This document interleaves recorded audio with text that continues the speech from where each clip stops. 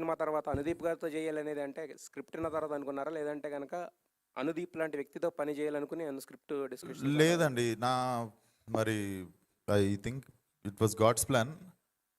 వరుసగా అది అది ఆ సినిమా ఉన్నా ఎగిరినా ఏమైనా కూడా ఈ సినిమా అయితే ఇట్ వాజ్ ప్లాన్డ్ అన్నట్టు. ఐ థింక్ లైలా రిలీజ్ అయిన 8th day I started shooting for this film. మీరు బాగా టీజ్ చేస్తున్నారు అనుదీప్ గారిని, అంటే దీంట్లో ఉన్న రొమాంటిక్ సీన్స్ అన్ని ఆయనవే అని చెప్పి.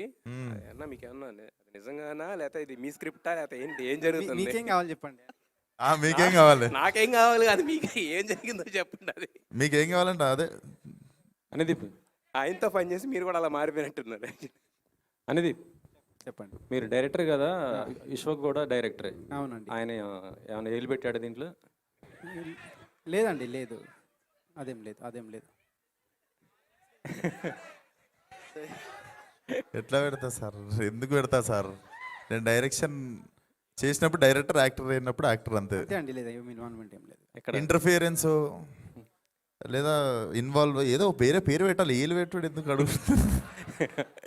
ఇది నాగశ్విన్ బయోపిక, నాగవంశి గారి బయోపిక? కాదు, వాళ్ళిద్దరిది కాదు. నాగవంశి గారిదని చెప్పొచ్చు. నాగవంశి గారిదని చెప్పొచ్చు. నాగవంశి గారి బయోపిక్. ఆయన అంతా అబ్జర్వ్ ఏం చేశారండి?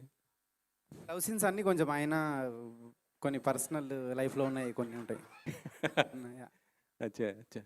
విశ్వక్, నువ్వు విజువల్ ఇన్స్పిరేషన్ ఎట్లా తీసుకున్నావు మామ? విశ్వక్ చాలా స్లిమ్ అయిపోయారు, ఏంటి సీక్రెట్? చాలా స్లిమ్ అయ్యారు, ఏంటి అంత? డైటింగ్, జిమ్మింగ్ అదే ఉంటుంది కదా.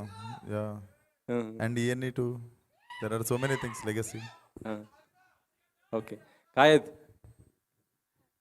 కయద్